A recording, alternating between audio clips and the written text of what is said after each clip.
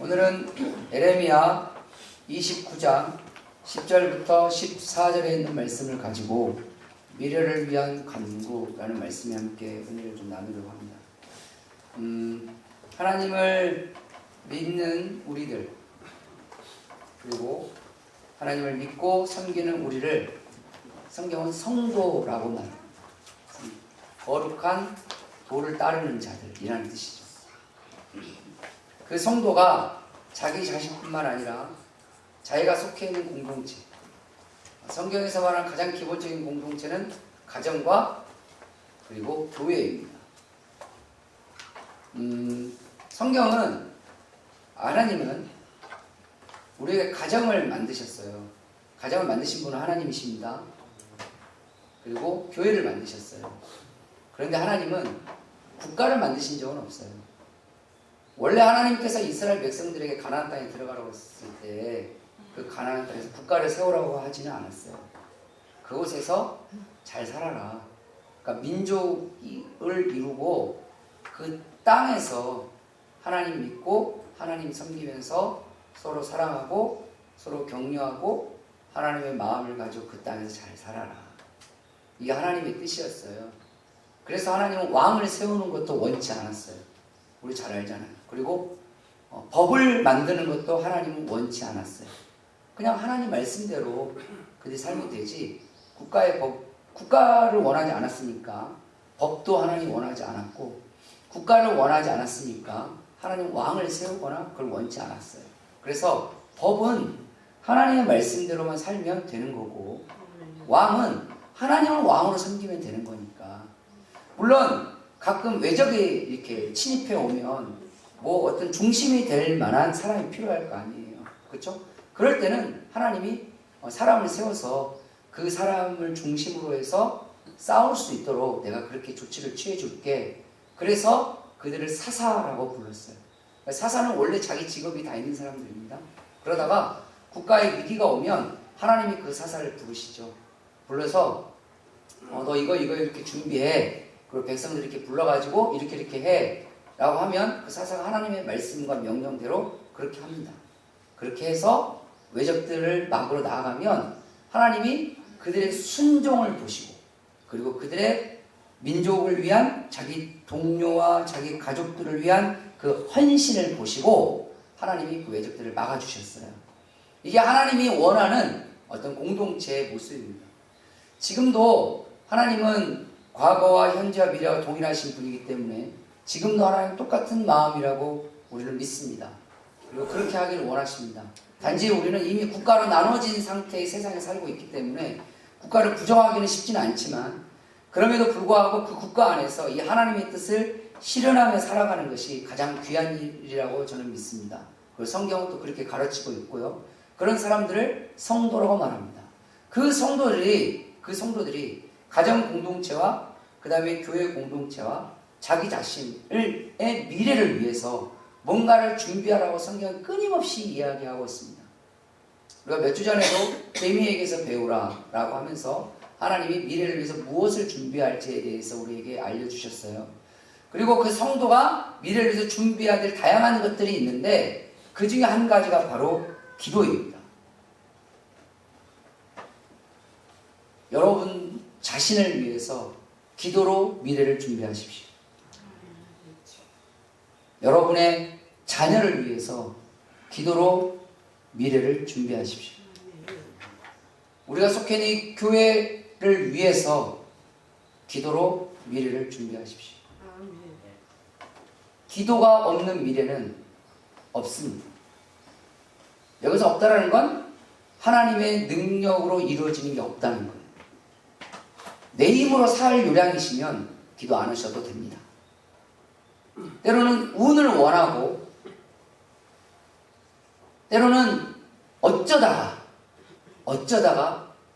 되어질, 진짜 그냥 로또 복권 당첨될 만한 그런 어마어마한 확률이 나에게 찾아오기를 원하신다면 기도 안 하셔도 됩니다.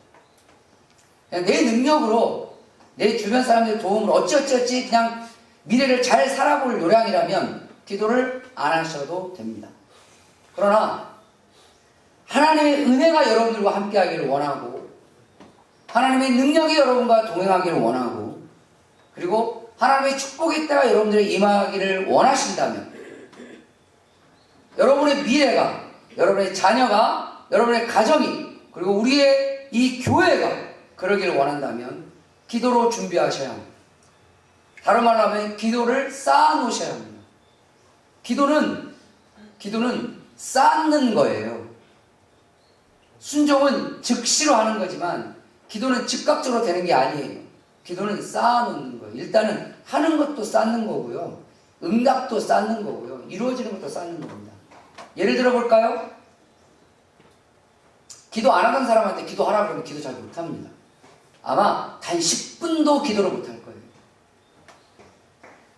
곧 있으면 우리가 다니엘 기도를 하잖아요. 오륙교회를 중심으로 해서 전국 단위로 10,000개가 넘는 교회들과 함께 기도에 참여합니다. 근데 제가 해년마다 오륜교회가 우리나라의 기도의 중심이라고 불리긴 하는데 해년마다 말씀 끝나고 그 다음에 기도의 시간을 가질 때마다 김은호 목사님이 늘 하는 멘트의 말이 있어요. 날마다 하진 않는데 해년마다 그 얘기가 나와요. 그게 뭔지 아십니까? 단 10분이라도 기도하고 가십시오. 이게 무엇을 시사할까요?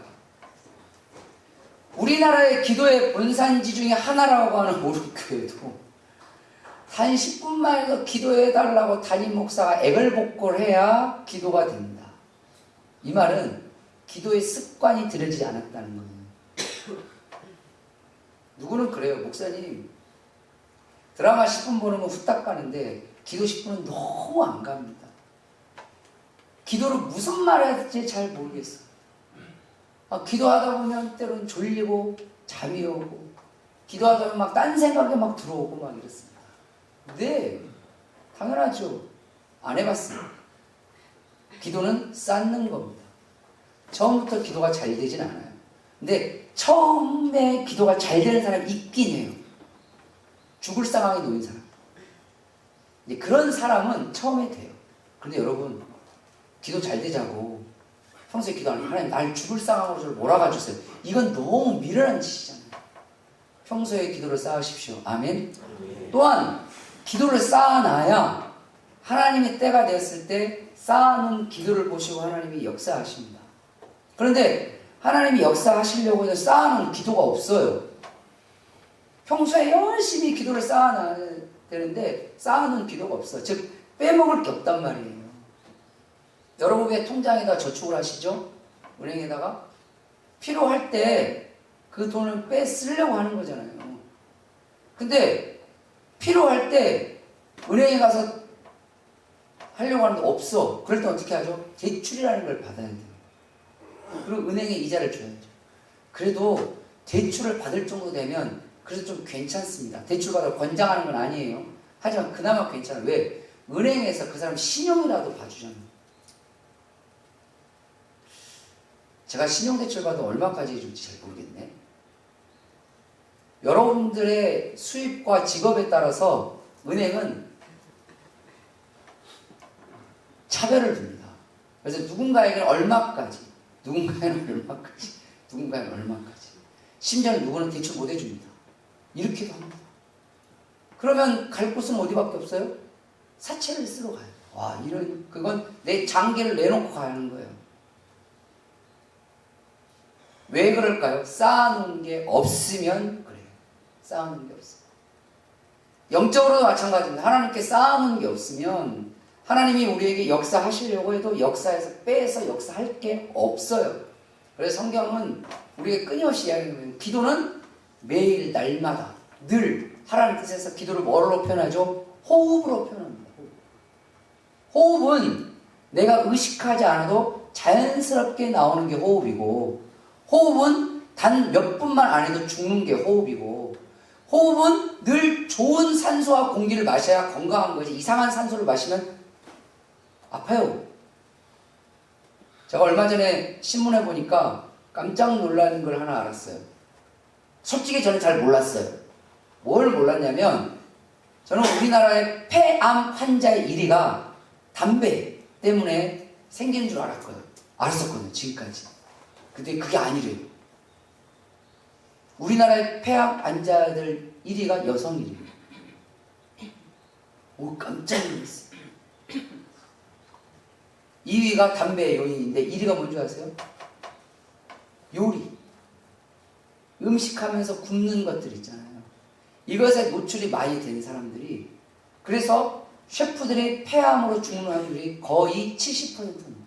제가 그 기사를 보고 깜짝 놀랐어요.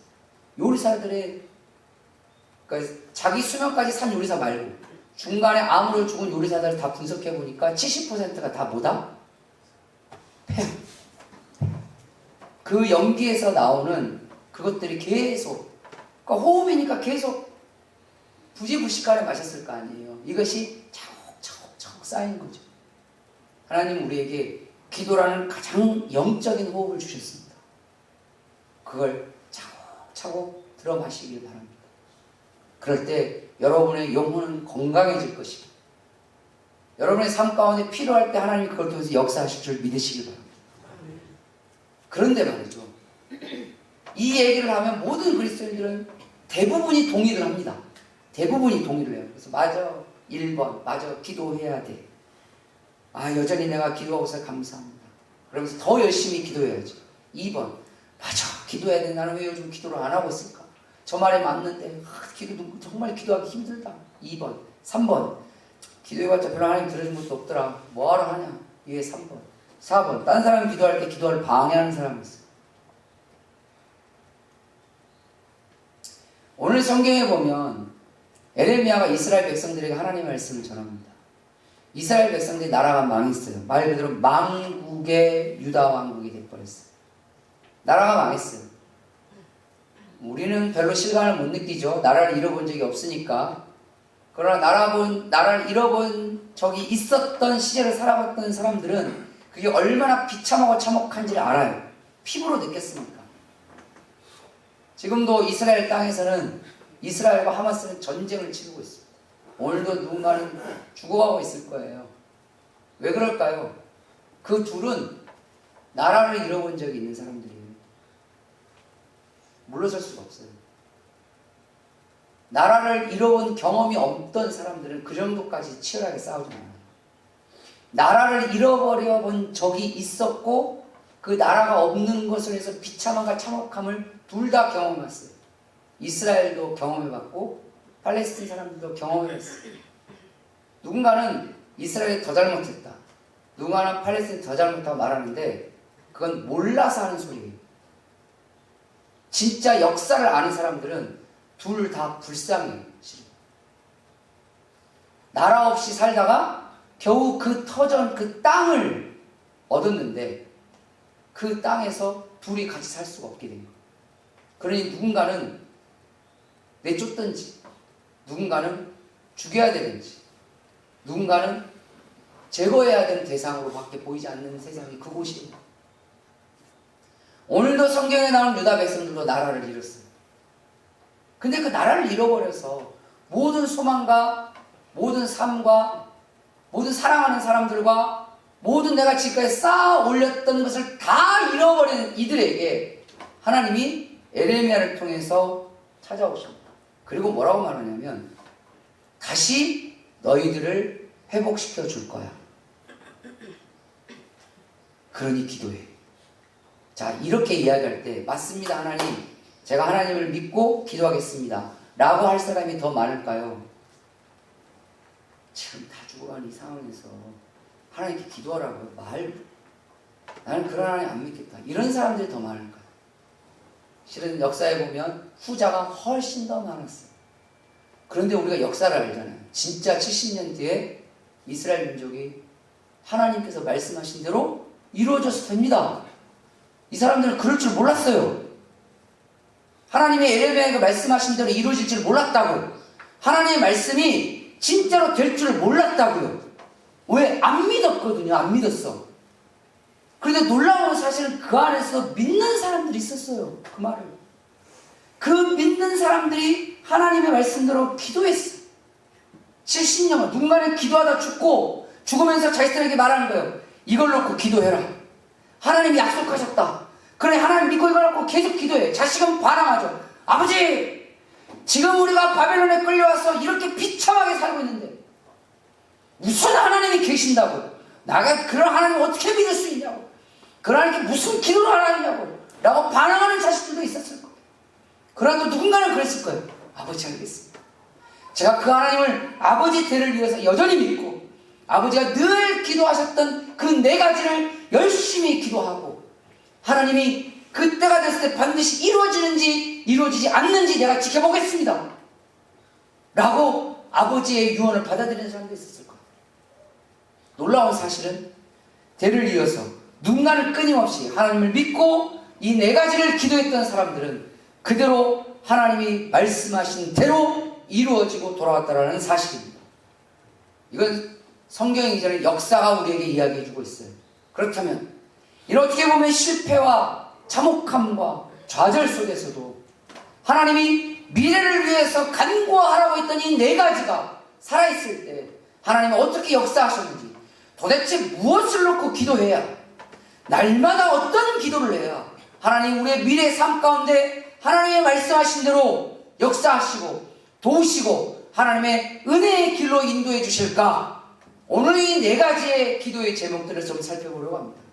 첫 번째로 하나님께서 명령하신 미래를 위해서 우리가 반드시 기도해야 하고 간구해야 될 것, 우리 교회를 위해서, 여러분 자신을 위해서, 여러분 가정을 위해서 미래를 위해 반드시 간구해야 될 것, 첫 번째가 바로 하나님의 돌보심과 말씀의 성취를 위해 간구하셔야 합니다. 하나님의 돌보심과 말씀의 성취를 위해 우리는 간구해야 합니다. 인정하든 인정하지 않든 사람은 말입니다, 돌봄이 필요한 존재예요. 누구는 그래요. 나는 누구도 돌봐주지 않아도 나 혼자 그거 좀 오만하고 교만하고 그 쓸데없는 자존심 부리는 거예요. 정말 돌봐줄 사람이 없어도 잘 살 수 있을 거라고 생각하세요? 사람은 돌봄이 필요한 존재가 사람이에요. 얼마 전에 제 아는 분이 그런 얘기 하시더라고요.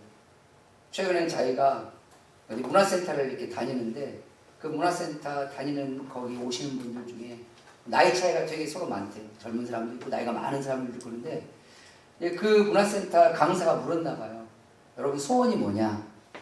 라고 이렇게 물어봤나 봐요. 아니 이게 소스를 주고 거기서 뭘 이렇게 활동을 하려고 했나 봐요. 그러니까 누군가는 이런 꿈을 이루고 싶다, 나는 이게 소원이다, 나는 뭐 다양한 걸 이야기하는데 거기서 나이가 가장 많으신 분이 이렇게 이야기하시대요.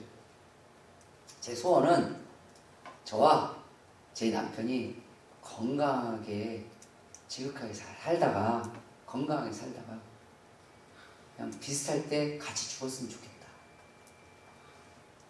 그게 그분의 소원이래요. 저에게 이 말씀을 해주신 그분이 저에게 말하냐면, 사람들은 참 꿈도 많고 이루고 싶은 것도 많은데 그분 이야기를 딱 듣는 순간 맞아. 그때 제 마음에 들어왔던 예전에 신문기사가 하나 딱 떠올랐어요. 제 신문을 자주 보니까 그 신문기사가 뭐냐면, 왜 나이 드신 분들이 부부가 건강하게 살다가 비슷할 때 죽었으면 좋겠는가. 그 이유가 몇 가지가 나오는데 그 이유 중에 한 가지가 뭐냐면 돌보는 게 너무 힘들어서. 나이 들어서 내 남편이 아프고 나이 들어서 내 아내가 치매 오면 너무 돌보는 게 힘들더라고요. 그러니까 건강하게 살다가 둘이 그냥 비슷할 때까지 가는 게 제일 낫지 않나. 뭐 여러 가지 이유가 있는데 그 중에 한 가지가 그거라고 하더라고요. 인생을 10년 살아도, 인생을 40년 살아도, 인생을 100년 살아도 다 돌봄이 필요합니다. 젊은이들은 돌봄이 필요 없다고 말하지만 냈다 던져나 보세요. 지들이 혼자 잘 사나. 그런데 중요한 것은 성경은 사람이 돌봄을 받는 것 중에 가장 귀하고 영원한 돌봄이 바로 하나님의 돌봄이라고 우리에게 말씀하십니다. 하나님이 우리를 돌봐주셔야 되고, 하나님 우리의 가족을 돌보셔야 되고, 하나님 우리 교회를 돌봐주셔야 돼요. 그런데 성경의 원리는 오늘 말씀에도 마찬가지예요. 이 하나님의 돌봄은 하나님의 이 선한 말씀에 순종하는 사람들에게 이루어지고 성취됩니다. 그래서 오늘 실은 10절 말씀에 보면 성경은 이렇게 이야기해 주고 있습니다. 여호와께서 이와 같이 말씀하시니라. 바벨론에서 70년이 차면 내가 너희를 돌보고 나의 선한 말을 너희에게 성취하여 너희를 이곳으로 돌아오게 하리라. 누구에게 이루겠다는 거예요? 하나님 이 말씀을 해주고 이 말씀을 믿는 그 사람들을 내가 돌봐주고 그리고 내가 한 말이 이루어지고 성취할 수 있도록 해주겠다는 얘기예요. 그런데 서두에도 말씀다시피 누군가 이 말씀을 믿고 이걸 기도했어요. 하나님, 여러분 매일 아침에 오늘 청소년부 애들에게도 이걸 말해줬어요. 그러니까 집에 가서도 하셔야 돼요. 꼭 하셔야 됩니다. 날마다 아침에 하루를 시작할 때 이걸 기도하세요. 하나님, 저는 하나님을 믿습니다. 그러니 하나님 저를 돌봐주시옵소서. 하나님 저의 부모님을 돌봐주시옵소서. 하나님 저의 자식을 돌봐주시옵소서. 하나님 우리 교회 성도님들을 돌봐주시옵소서. 그리고 우리가 하나님의 말씀에 순종하는 삶을 살아서 하나님 말씀이 이루어질 수 있도록 하나님 역사해 주시옵소서. 이걸 반드시 기도하셔야 합니다. 이건 명령이에요. 할렐루야. 왠지 아십니까? 바로 이 10절 말씀과 11절을 던져놓고 12절부터 한 말이 뭐냐면 너희는 내게 부르짖으라. 내게 와서 기도하면 내가 너희의 기도를 들을 것이고 너희가 온 마음으로 나를 구하면 나를 찾을 것이요 나를 만날 것이라고 약속하셨습니다. 할렐루야. 우리의 기도 제목은 이거여야 돼요. 그러니까 어떻게 보면 하나님은 이스라엘 백성들에게 나라가 망한 이 유다 백성들에게 이걸 명령하신 거예요. 너희 날마다 이걸 기도해. 하나님 믿습니다. 하나님 오늘도 우리를 돌봐주세요. 하나님 오늘도 하나님 말씀에 순종할 수 있게 해주세요. 그래서 하나님 약속하신 게 저와 저의 가족에게 성취될 수 있게 해주세요 라고 하나님 시킨 거예요. 명령하신 거죠. 근데 이것을 아까 성경에도 말씀드렸다시피 온 마음으로 기도한 사람들이 있었어요. 근데 이것을 공부처럼 이렇게 써놓고 외워 달달달달. 그 다음부터 이렇게 하면 하나님 복 주더라 하고 그냥 주문처럼 마태복음에 보면 중언부언한 자라는 표현 있잖아요. 마음도 거기에 없고 생각도 거기에 없는데 그냥 주문처럼 이렇게 주문을 외우면 하나님이 그렇게 해준다 하더라 해서 어디도 또 주워 들어가지고 해서 하는 사람들도 있어요. 누군가는 아예 그것도 안 하는 사람이 있어요. 누군가는 그걸 부정하고 미친 거 아니야? 저걸 뭐하러 해? 라고 하는 사람도 있어요. 근데 성경은 마음으로 할렐루야 믿음으로 하나님께 늘 기도하는 자에게 하나님이 이루어지게 하십니다. 역사가 그걸 우리에게 말해주고 있어요. 그렇기 때문에 우리의 삶은 하나님 이 진심이 담겨 있어야 되는 거예요. 그래서 그러려면 깨달으시면 돼요. 아, 사람은 돌봄이 필요하고 하나님께서 나를 돌봐주시는 것이 정말 필요하다. 실은 부모로서 살아가면서 저도 부모입니다. 부모로서 살아가면서 가장 마음이 아플 때가 언제인 줄 아세요? 자식에게 뭔가 해주고 싶은데 해주지 못할 때예요. 때로는 돈이 없어서, 때로는 힘이 없어서, 때로는 여러 가지 상황이 안 돼서 내 자식 이렇게 잘 서포트 해주면 잘 갈 것 같은데 참 말은 안 하지만 마음속에서 그때 기도하세요. 하나님 내 자식 돌봐주시옵소서. 하나님 우리 가족들을 돌봐주시옵소서. 하나님 말씀에 순종해서 하나님의 돌보심과 하나님의 약속이 이루어질 수 있도록 하나님 오늘도 함께 해주시옵소서. 우리가 기도할 수 있는 최고의 것 중에 하나가 바로 이겁니다. 왜냐하면 이건 우리가 만들어낸 기도가 아니라 하나님 명령하신 기도라는 사실이에요.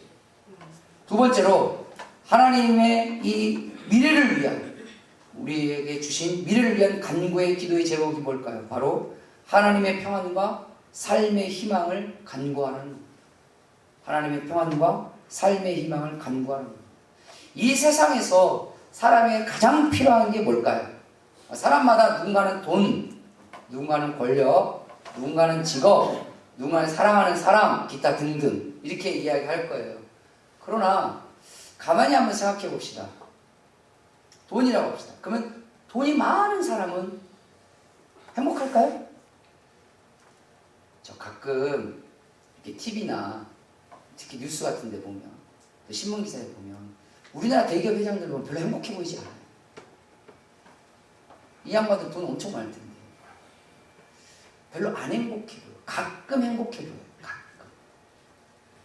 언제가 그냥 아마 최근에 삼성전자 이 씨께서는 오래간만에 행복한 마음이 살짝 들었을 거예요. 실적이 좀 잘 나왔거든요. 신문에 보니까 그게 나왔더라고요. 그동안 얼마나 죽을 맛이 없겠어요. 주주들은 저희 막 했을 거고 주변에 막 하는 뭐 안 돼. 근데 본인이 그렇게 하고 싶어서 했나? 자기도 잘 하고 싶었겠지. 근데 세상은 그렇게 안 되는 거예요. 권력이요? 권력을 다 가져본 사람이 진짜 행복할까요? 저는 가끔 지금 현직에 계시는 윤 대통령을 가만히 한번 생각해요. 가끔은 전직 문 대통령, 그 다음에 박, 그 다음에 이, 성이 바뀌었네 다들. 근데 이분들 가끔 뉴스에 볼 때마다 행복한 얼굴을 별로 본 적이 없어요. 늘 뭔가 이렇게 좀 뭐라고 해야 되죠? 뭔가 불행에 찌들어 있는 그런 불안해 보여요. 그러다 보니 제가 이런 말을 하면 그 양반들은 되게 웃기다고 할지는 모르겠지만 불쌍해요. 참 불쌍해. 그렇게 길을 쓰고 권력을 잡았는데 그 마음이 행복할까? 국회에 앉아가지고 막 이렇게 하시는 그분들 보면서 아마 자기 권력을 막 이렇게 부를 때는 그때는 행복할지는 몰라요. 그런데 또 많은 시간이 정말 행복할까? 마음의 불안도 있을 거고 이제 더더군다나 내년에 또 총선을 해야 된단 말이에요. 그럼 또 공천받으려면 별로 얼마나 권력이 다 가지고 그렇게 행복하진 않네요. 도대체 뭐가 사람이 진짜 필요한 걸까요? 성경은 우리에게 한마디로 정의합니다. 평안. 할렐루야. 평안이 회복되면 물질이 있든 없든 행복합니다. 평안이 회복하면 하나님의 특히 하나님의 평안이 임하면 하나님의 평안이 임재하면 하나님의 평안이 우리를 찾아오면 대통령도 불쌍해 볼 수 있는 눈이 생깁니다. 롤스로이드를 몰고 다니는 사람 볼 때 하나도 안 부러워 보입니다. 그냥 도리어 그냥 있는 듯한. 그런데 내 주변의 사람들을 보면 너무 사랑스러워 보입니다. 왜요? 내 안에 평안이 찾아오고 그 평안이 우리 생각에 여유를 주고 우리의 생각에 여유를 주니까 내 주변이 보이기 시작해요. 왜 우리 주변이 안 보인 줄 아세요? 여유가 없어서 그래요. 왜 여유가 없을까요? 마음이 안 평안해요. 마음이 불안하고 때로는 근심 걱정이 휘말리고 때로는 막 이리저리 왔다 갔다 막 삶에 찌들려 있으니까 마음 평안할 리가 있나요? 그러니 마음 여유가 없고 마음이 여유가 없으니 주변이 안 보여요. 안 보이니 그들이 더 사랑할 수 있을 때 더 사랑하지 못하는 거예요. 이게 많은 분들하고 이야기하다 보면 특히 나이 드신 분들은 이런 말을 참 많이 해요. 살아오면서 가장 후회되는 것 중에 한 가지가 자식들과 더 많은 시간을 보낼 수 있었는데 참 그때 여유가 없었다. 조금만 더 사랑해 줄 걸 그랬다 라는 후회를 참 많이 하세요. 근데 그때는 정말 치열하게 살았던 건 맞아요. 그런데 살아놓고 보니까 왜 그런 마음이 들을까? 왜냐면 그때는 뭐가 없었어요? 하나님의 평안이 없었어요. 나라가 망한 이들에게 하나님이 말씀하십니다. 나라가 망하고 니들에게 가진 게 아무것도 없어도 너희들에게 하나님의 평안이 임할 수 있어. 그리고 너희들에게 하나님의 평안이 임하면 노예 생활도 웃음이 나온다. 종살이에도 웃음이 나온다. 더 웃긴 건 주인보다 종이 더 마음에 여유가 있다. 이런 황당한 상황이 벌어지는 거예요. 그래서 하나님은 말합니다. 매일 우리는 하나님의 평안을 기도해야 합니다. 날마다 하나님께 기도하십시오. 하나님, 저는 하나님을 믿습니다. 그래 저에게 하나님의 평안을 허락해 주시옵소서. 그리고 그 평안을 통하여 삶의 희망을 갖게 하여 주시옵소서. 아멘. 그것이 여러분의 기도 제목이 되고 여러분 가정의 기도 제목이 되고 우리 교회의 기도 제목이 될 때, 그리고 그 기도가 쌓여갈 때 반드시 그 기도의 제목이 이루어질 줄 믿습니다. 왜냐하면 그건 하나님의 약속이에요. 그리고 실제로 심령이 하나님의 평안으로 충만하게 되면 실은 우리의 삶의 희망과 소망의 모든 원천을 다 얻게 돼요. 그래서 하나님의 평안은 희망의 본질적인 원천이 되고, 그리고 그 희망은 하나님께서 지켜주시는 또 다른 평안으로 찾아오게 될 것입니다. 그래서 하나님의 평안이 나와 내가 속해 있는 공동체에 이루어질 수 있도록 늘 간구하는 우리가 되었으면 좋겠습니다. 세 번째로 우리가 미래를 위해서 간구해야 될 것이 뭘까요? 바로 하나님의 응답과 영적 만남을 간구해야 합니다. 하나님의 응답과 영적 만남을 간구해야 합니다. 오늘 12절부터 13절에 우리에게 주신 내용은 그거예요. 계속 기도인데 그 기도의 가장 핵심을 뭐라고 말하고 있냐면 13절 말씀해 보니까 너희가 온 마음으로 나를 구하면 나를 찾을 것이고 나를 만날 것이다. 아프리카 애들이 우리나라에 초청받아서 왔어요. 2주 동안 우리나라에 이렇게 여행을 시켜줬어요. 그런 프로그램들이 NGO 단체에서 가끔 이렇게 있어요. 근데 이제 최근에 국제기아대책기구에서 이제 우리가 후원하고 있으니까 뭐 자료를 이렇게 보내주는데 그 영상 자료가 하나 왔어요. 근데 그걸 보는데 진짜 재밌는 걸 하나 봤어요. 뭐냐면 이제 이 친구들이 막 이제 한국 여러 군데 막 여행을 시켜주고 막 이렇게 하는 거예요. 보고 다 끝나고 난 다음에 이 친구들 보내기 전에 이 친구들 한 명씩 인터뷰를 시킨 거예요. 이렇게 인터뷰를 시켰는데 한국에서 뭐가 제일 좋았냐, 뭐가 가장 기억에 남냐 그랬더니 거기 인터뷰하는 애들이 많은 애들이 뭐라고 하는 줄 아세요? 붕어 싸만코가 가장 맛있어요. 붕어 싸만코 뭔지 알아요? 말이죠. 여러분들도 붕어 싸만코를 먹어봐야 알아요. 붕어 싸만코가 너무 맛있었거든요. 한우까지 먹었는데 붕어 싸만코를 가져가고 싶대요. 어디로? 아프리카. 얘네들이 그 얘기를 하는 거예요. 이게 뭔가 우리가 봤을 때는 상식적으로 참 붕어 싸먹고 그거 해봤자 마트 가면 한 1,000원? 1,500원? 정도밖에 안 해요. 실은 요즘 조금 물가가 올려놨긴 했지만 얼마 안 되는 건데 이 아이들은 그걸 처음 먹어봤어요. 이 붕어 싸먹고가 좀 오묘한 맛이 있어요. 이게 과자도 아닌 것이 아이스크림도 아닌 것이 또 팥이 들어가는데 약간 떡 같은 쫄깃. 먹어봤어요.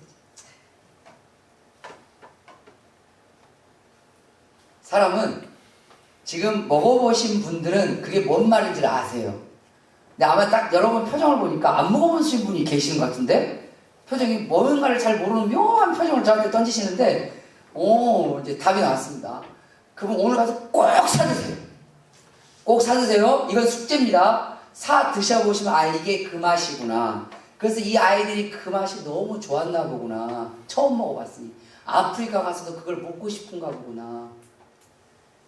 경험해본 사람이 경험한 이야기를 이해할 수 있습니다.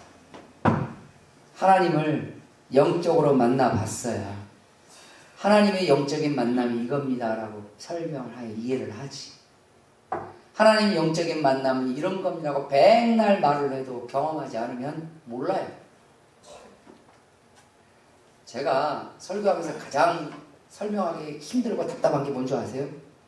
하나님과의 영적 만남은 이런 겁니다라는 걸 설명해야 될 때 누군가는 짜릿하다, 막 전기가 오는 것 같다, 별 설명을 다 해요. 그러면 경험 안 한 사람은 하나님과 만나면 전기가 통하나? 아니 하나님과의 영적인 만남이 있으면 막 누구는 심장이 편하다고 하는데 막 잠이 올 정도로 편해지나? 너무 답답하다. 설명한 사람도 답답해요.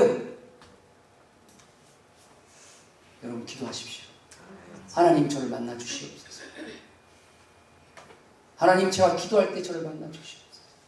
하나님 제가 주님을 찬양할 때 저를 만나 주시옵소서.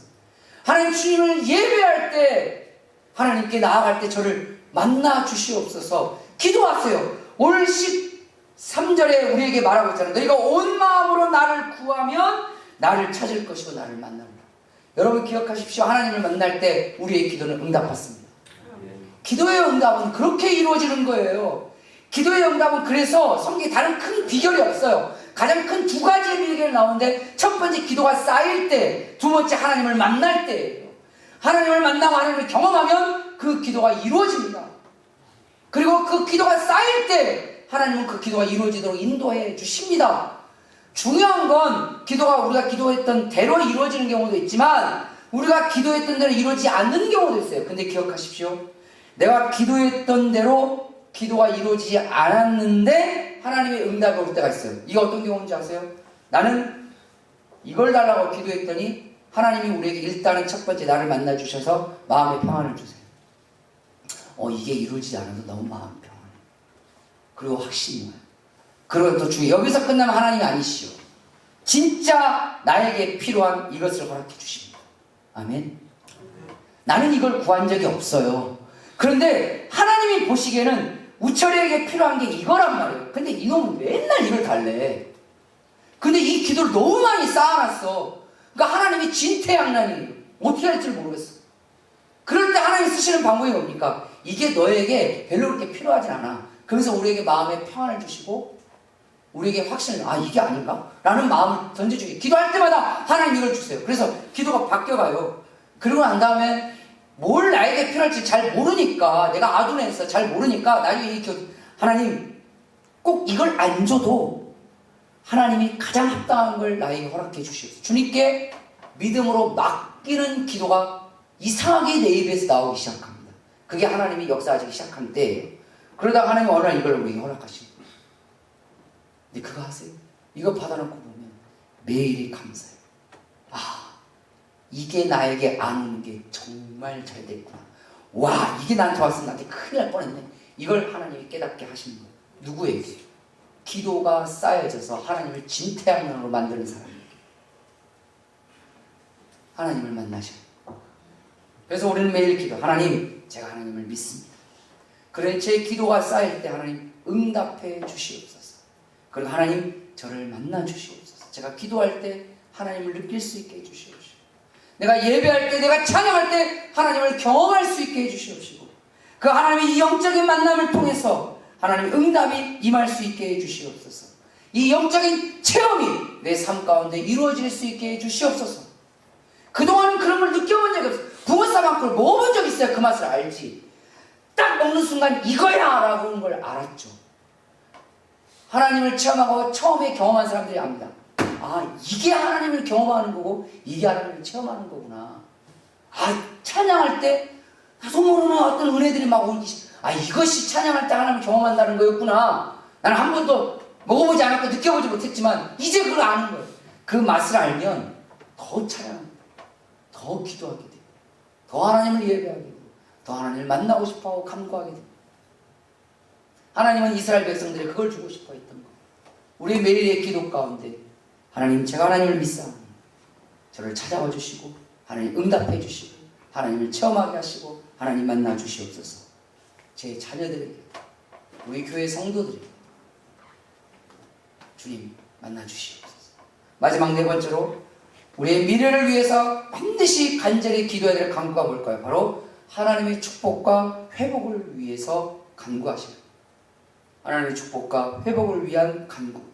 이것이 우리의 미래를 위한 간구이며 하나님께서 명령하신 간구입니다. 하나님을 섬기는 성도에게 있어서 가장 귀한 것은 바로 하나님의 은혜일 것입니다. 그리고 하나님의 은혜는 우리에게 하나님의 축복으로 다가옵니다. 중요한 건 이 하나님의 축복은 하나님께서 제시하시는 그 회복의 길이 있어요.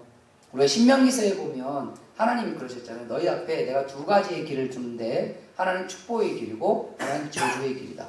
너희가 이렇게 하면 하면서 축복의 길을 제시해 줍니다. 하나님 공평하시죠? 그래서 하나님은 이렇게 하면 너에게 저주가 임할 거고 저주의 길도 제시해 주십니다. 어디로 갈래? 라고 이스라엘 백성들이 그걸 들을 때, 여러분들이 그걸 들을 때, 신명기서에 있잖아요. 그걸 들을 때 여러분들 어떻게 할 것 같아요? 다 축복의 길을 잡겠죠. 하나님, 제가 축복의 길을 가겠습니다. 그럼 가야죠. 말은 하나님, 제가 축복의 길을 가겠습니다. 아멘! 아멘! 해놓고 계속 이쪽으로 가.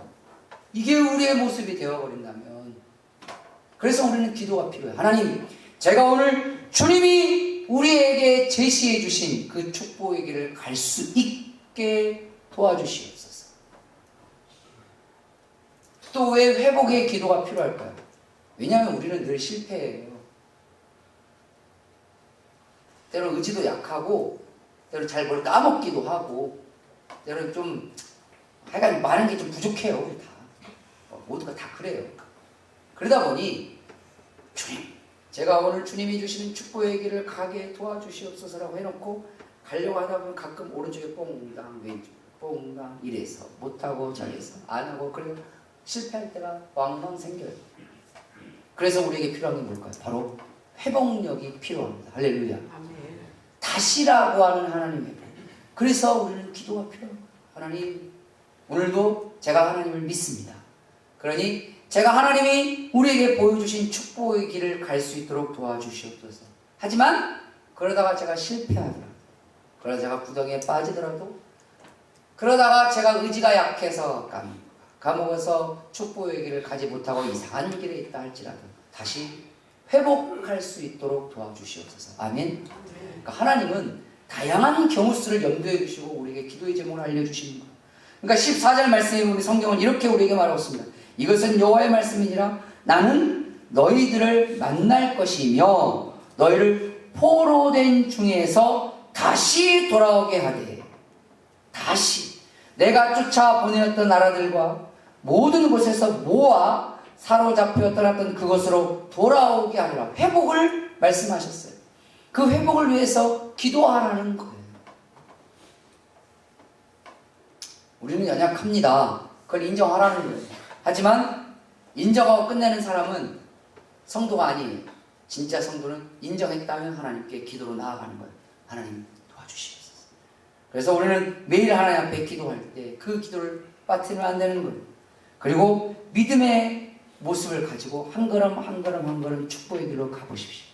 가끔은 실패해도, 가끔은 조금 좌절하고, 때로는 뭐 이것도 안 되고 저것도 안 되고, 그래도 첫 번째가 안 됐으니 하나님 다시 주시는 회복의 은혜가 여러분들과 함께 하실 것입니다. 그래서 우리는 기도를 쌓아야 돼요. 저는 제가 많이 하는 기도 중에 한 가지가 그거예요. 하나님, 때로는 실패했어도 좌절하지 않게 해주시옵소서. 때로는 뭐가 잘 안 돼도 소망을 잃어버리지 않게 해주시옵소서. 왜냐하면 소망을 잃어버린 사람은 성도가 아니에요.